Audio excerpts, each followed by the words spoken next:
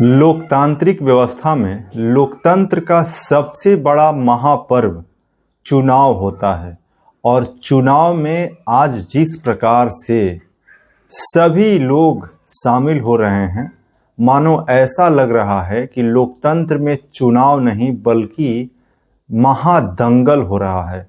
और दंगल में सभी लोग ये चाहते हैं कि हम दो दो हाथ करें। अभी हम खास करके बिहार की बात करें तो बिहार में विधानसभा का चुनाव 2025 में अभी चल रहा है।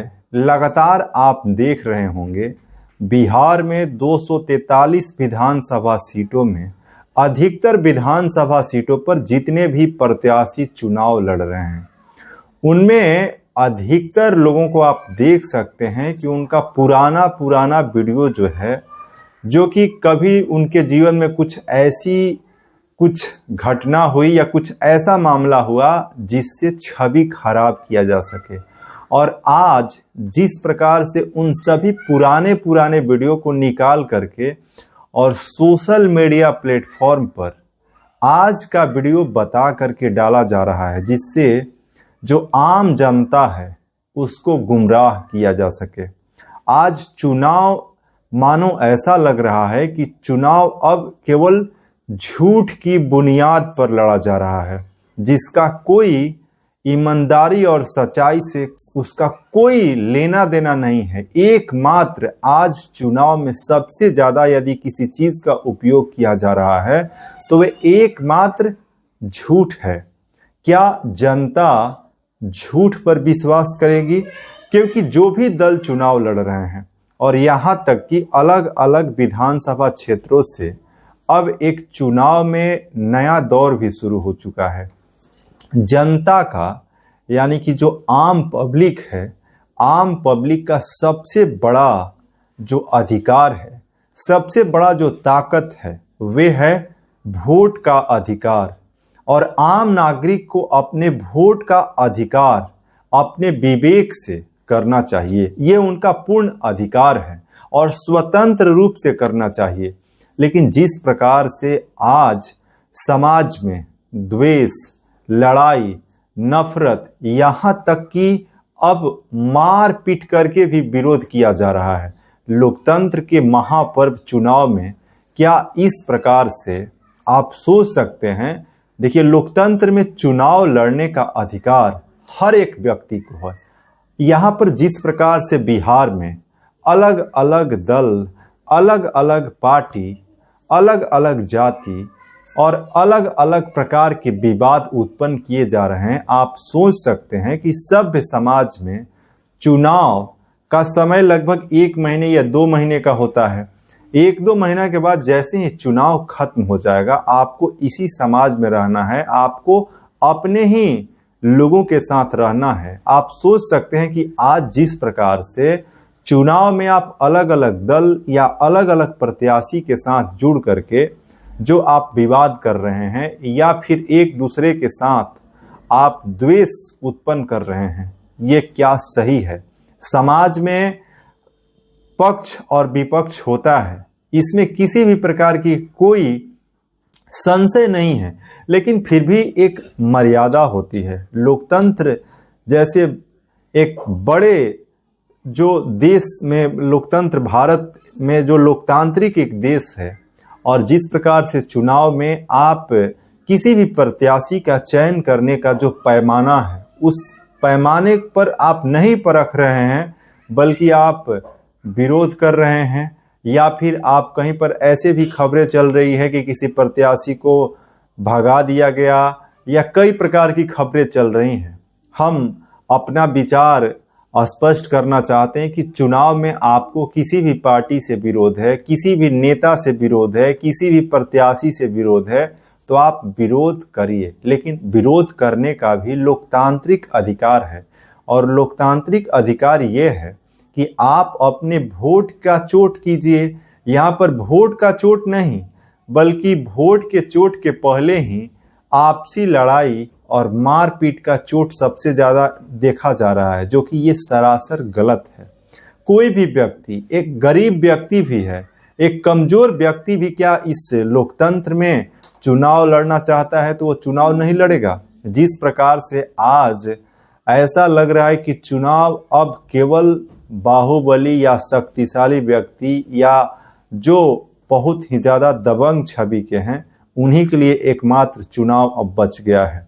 आम नागरिक अब क्या चुनाव नहीं लड़ेंगे? और जिस प्रकार से बिहार में खास करके जो चुनाव जीतने का या वोट देने का जो मूल आधार है उसको छोड़ करके और जाति के नाम पर और भी कई प्रकार के नाम पर जिस प्रकार से अभी चुनाव का जो प्रक्रिया चल रहा है, ये समाज को विकसित करने के लिए क्या बेहतर है?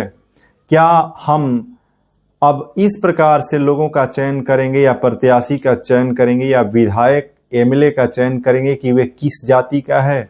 क्या जाति से हम तो एक चीज़ और कहना चाहते हैं कि चुनाव के बाद कितने नेता जो हैं, जो आज आप जिन नेता के साथ घूम रहे हैं या जिनकी आप प्रचार कर रहे हैं, उनमें से आप स्वयं महसूस कर सकते हैं कि बहुत कम ऐसे नेता होंगे जो जीतने के बाद अपने कुछ खास लोगों के अलावा किसी को पहचानते होंगे या जब किसी को भी ज़रूरत पड़ता होगा तो उसका फ़ोन भी रिसीव करते होंगे। आप स्वयं ये महसूस जरूर करेंगे या ज़रूर किए होंगे।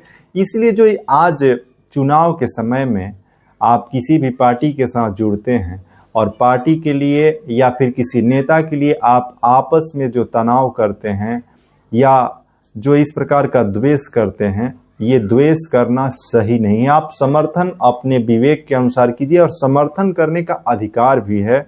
और एक चीज़ और है कि देखिए, जहाँ तक समाज में रहने के लिए व्यक्ति को क्या चाहिए, सबसे ज़रूरी चीज़ सोचने की ज़रूरत है। आप किसी भी जाति से आते हैं, आप ये चुनाव में लोकतांत्रिक व्यवस्था में समाज की व्यवस्था को बेहतर बनाने के लिए सबसे ज़रूरी है कि समाज में शांति का वातावरण होना, यानी कि आप अपने सामान्य जीवन में अपने घर में आप शांतिपूर्वक रह सकें।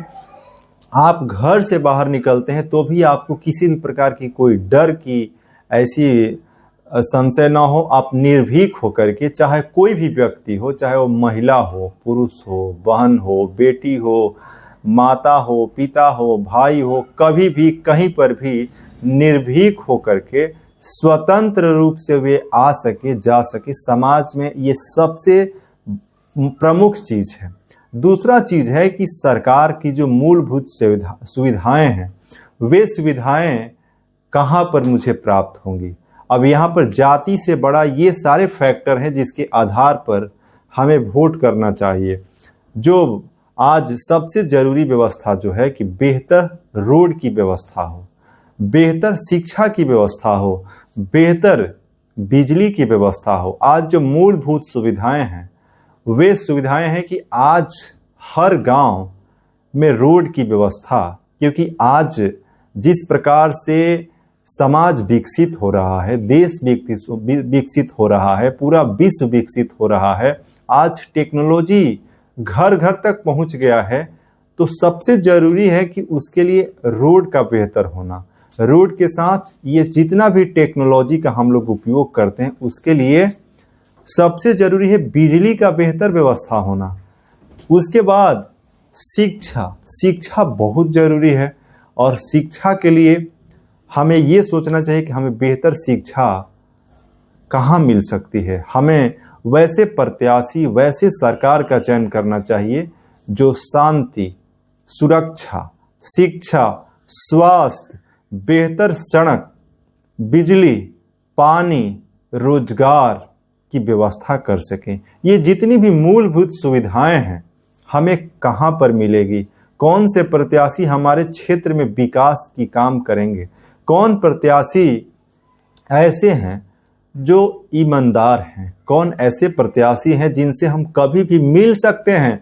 क्योंकि अभी चुनाव के समय तो हर प्रत्याशी जो है गली गली सड़क पर आपको मिलेगा, लेकिन क्या आप देखते हैं कि बहुत सारे जो प्रत्याशी हैं जीतने के बाद आपके क्षेत्र में कभी आपकी खबर लेने के लिए जाते हैं?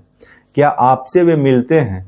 और क्या आपको ऐसा बाद में भी आप कह सकते हैं कि आप जो आपके क्षेत्र के जीते हुए प्रत्याशी जिनको आप वोट दे करके जिताए हैं, आपकी कोई समस्या है तो निर्भीक होकर उनसे आप कह सकें।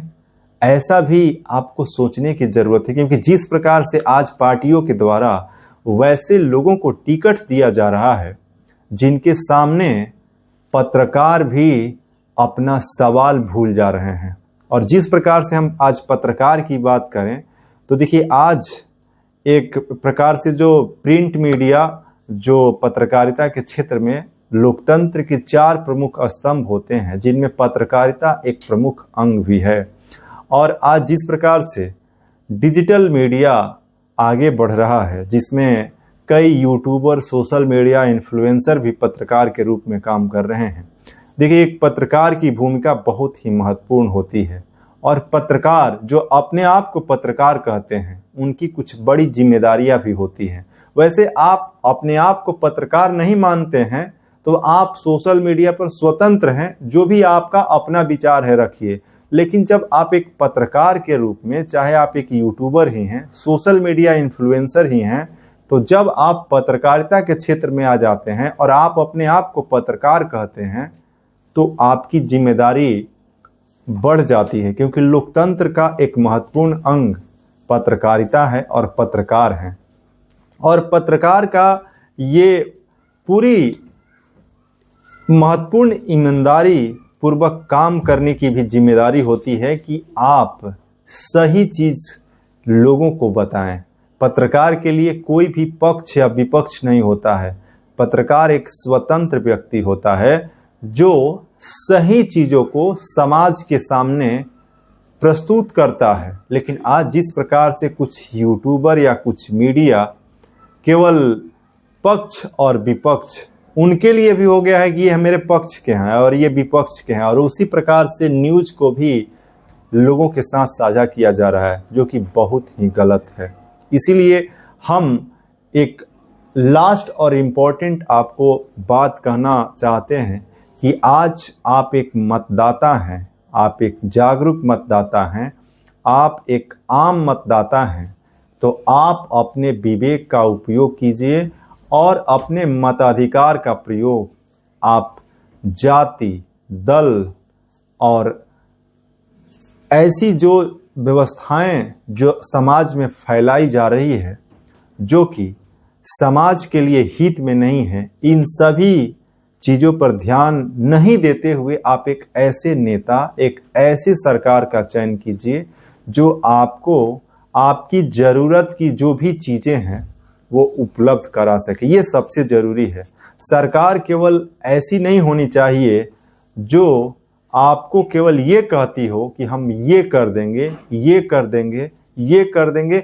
आज वादे की झड़ी लगी हुई है और ये सारे वादे केवल एक झूठ का पुलिंदा है, ये जान लीजिए। आज चुनाव जीतने के लिए प्रत्याशी हो या पार्टी हो, जितनी भी झूठ वे बोल सकते हैं वे बोल रहे हैं।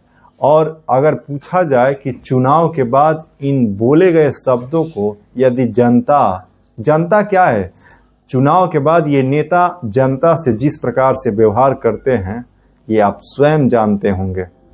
जिस प्रकार से अभी कोई भी प्रत्याशी आपके पास जाता होगा तो आपका पैर ऐसे छूता है जैसे आप भगवान हैं, हाथ जोड़कर के इतना नम्र से बात लोग करता है। चुनाव जीतने के बाद ये हकीकत है कि क्या वही नेता का वो बॉडी लैंग्वेज जो है पूरी तरीके से बदल जाता है। आप एक आम नागरिक उस नेता के सामने आप जाते हैं तो आप ही को वहाँ पर संस्टांग करना पड़ता है, चाहे किसी भी जाति का हो, किसी भी दल का हो, ये हकीकत है। तो आप ऐसे नेता और ऐसे पार्टी का स्वयं आप फैसला करके ही आप अपने मताधिकार का प्रयोग कीजिए।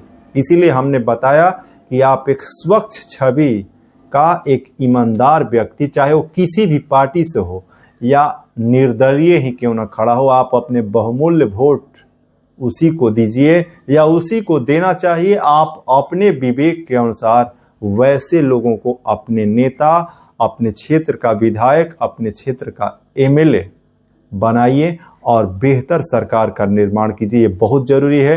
तो आज के इस वीडियो में जो हमारा अपना सोच था वो आप सभी लोगों के साथ साझा किया। तो चलिए ऐसे ही कुछ इन्फॉर्मेटिव नॉलेजेबल जानकारी आगे भी हम साझा करते रहेंगे। आज बस इतना ही। जय हिंद, जय भारत, जय लोकतंत्र।